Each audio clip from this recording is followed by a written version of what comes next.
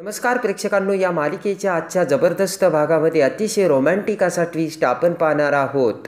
आणि त्यामध्ये आता सारंग हा निर्दोष सुटलेला असतो आणि सावली आता सारंगला घरी घेऊन येते. घरी येता क्षणी आता घराच्या बाहेर कोणीच नसतं. तेव्हा सावली म्हणते की सारंग सर, तुमच्या स्वागताला मला वाटतं कोणीच दिसत नाही आणि कोणीच आलेलं नाही.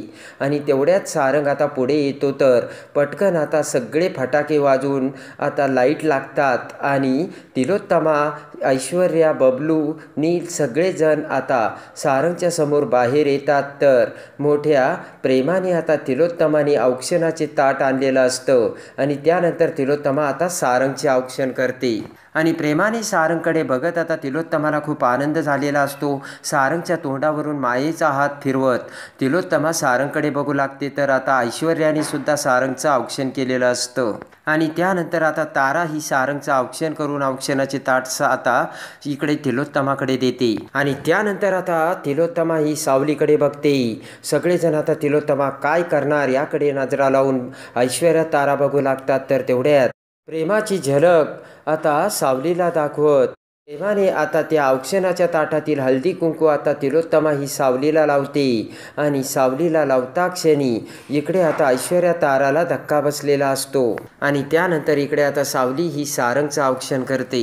सावलीने औक्षण करता क्षणी हसतच तिलोत्तमा आता सारंगचं वेलकम करते. सारंगला तिलोत्तमाने आता आतमध्ये आणलेलं असतं.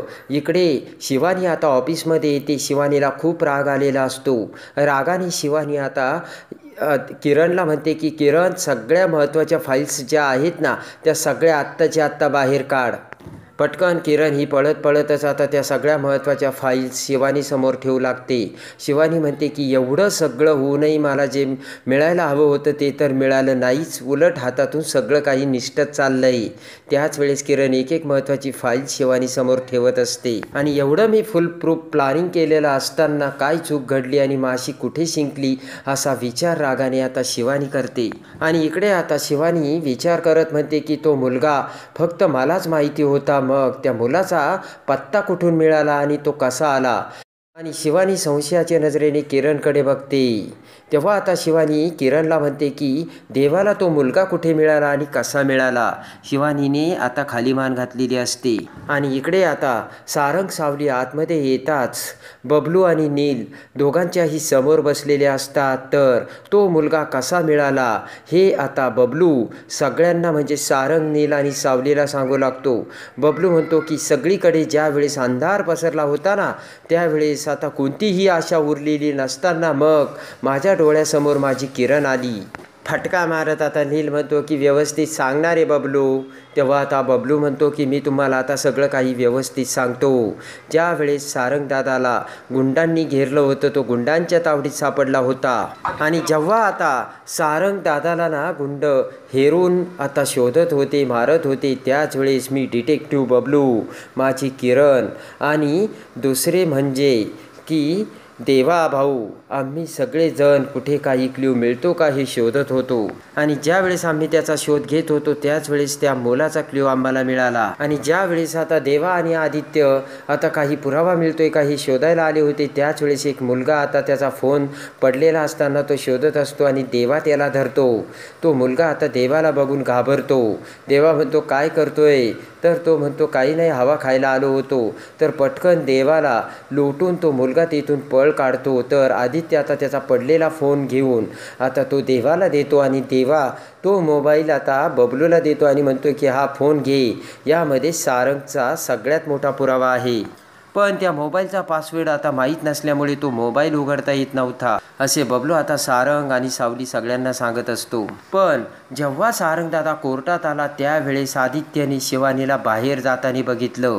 आणि ज्या वेळेस सारंग आला होता त्यावेळेस शिवानी फोनवर बोलण्यासाठी बाहेर गेली होती. आणि त्यावेळेस फोन करून शिवानीने तिच्या माणसाला सांगितलेलं असतं की तो मुलगा तुमच्या ताब्यात आहे ना, तेव्हा त्याला बांधून ठेवा आणि त्याच्यावरती लक्ष ठेवा. आणि ही कोर्टात सुनावणी होईपर्यंत काही जरी झालं तरी तो मुलगा सुटायला नाही पाहिजे असा कडेकोट आदेश आता शिवानीने तिच्या माणसाला दिलेला असतो. आणि त्यावेळेस आदित्यला संशय आला की शिवानीच्या गुंडांनी त्या माणसाला पकडलंय म्हणून. आणि बबलू म्हणतो की त्याच वेळेस मला माझा आशेचा किरण दिसला आणि मला माझ्या किरणचा फोन आला. त्यावेळेस किरणनी आता फोन करून बबलूला सांगितलेलं असतं की बबलू ताबडतोब माझ्याकडे ये आणि माझी भेट घे.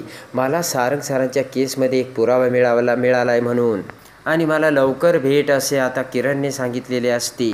आणि तेव्हा तिने मला बोलावलं तेव्हा आता स्वराच्या बॉयफ्रेंडला कुठे पकडून ठेवलं याचा पत्ता माझ्या किरणने मला दिल्याचे बबलू आता त्यांना सांगतो. आणि मग आम्ही शोध घेता क्षणी मी देवाभाऊला किरणकडे पाठवलं, तर तिने देवाभाऊला त्याचा पत्ता सांगताच आम्हा तिघांना स्वराचा बॉयफ्रेंड सापडला. ही आता बबलू सगळ्यांना सांगतो. किरणने त्यांना सांगितलेलं असतं की त्या मुलाला याच गोडाऊनमध्ये ठेवलं आहे. तेव्हा देवा म्हणतो की हे तुला कसं माहिती. तेव्हा किरण म्हणते की त्या गुंडांना मी त्या मुलाला घेऊन याच गोडाऊनमध्ये जाताना बघितलं होतं. आणि हे सगळं आता किरणला आठवतं. तर आता शिवानी रागाने इकडे आता किरणकडे बघत असते. किरण म्हणते की मॅडम तुम्ही माझ्याकडे असं का बघता, यामध्ये माझा काहीच संबंध नाही आहे. तेव्हा शिवानी म्हणते की जर यामध्ये तुझा संबंध नसेल तर तो कुणाचा आहे हे तर शोधून काढायलाच हवं, बरोबर ना. किरण आता घाबरलेली असते. तेव्हा आता शिवानीने किरणला सांगितलेलं असतं की तू त्याला पकडून आण, नाही तर मी शोधून काढेन.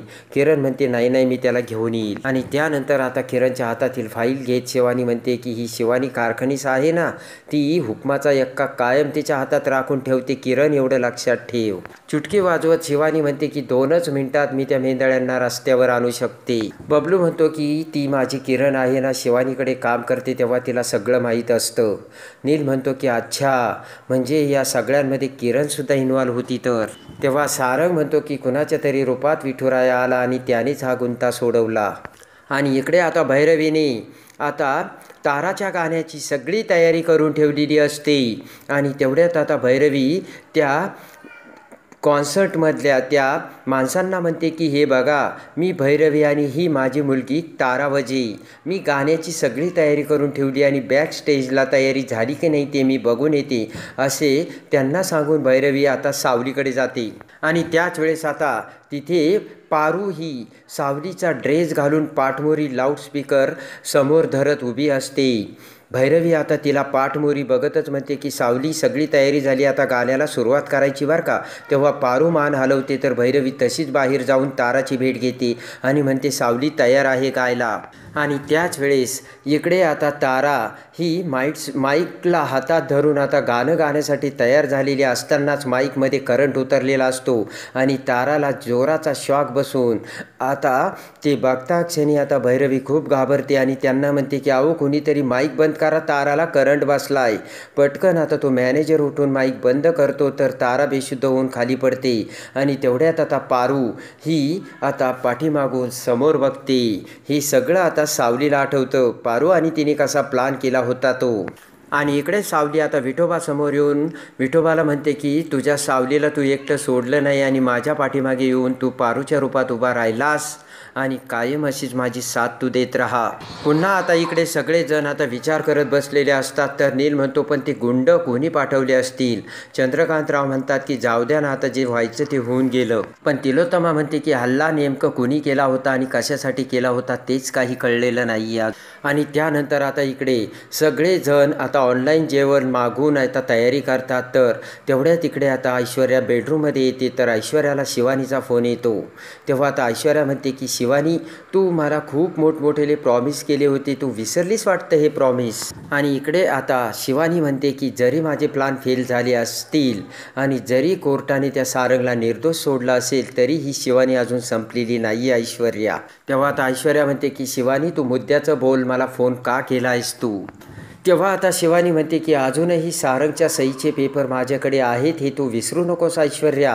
हसतच ऐश्वर्या म्हणते की स्मार्ट आहे शिवानी तू, आणि मला वाटलं होतं की तू स्मार्टच असेल म्हणून, तू एवढ्यात हार मानणारातली नाही आहेस. ऐश्वर्या म्हणते मी फक्त तुझी एक परीक्षा घेत होती आणि सांग काय करायचं. तर शिवानी म्हणते सांगते ना. आणि तेवढ्यात आता नील तिथे येतो. नील आता तिथे येताच ऐश्वर्या घाबरते आणि चालू फोन आता बंद करते. शिवानीला सुद्धा तिथे नील आल्याचे समजून शिवानी फोन कट करते. तर ऐश्वर्या नीलकडे बघते तेव्हा नील म्हणतो कोण आहे. तेव्हा ऐश्वर्या आता नीलकडे बघते.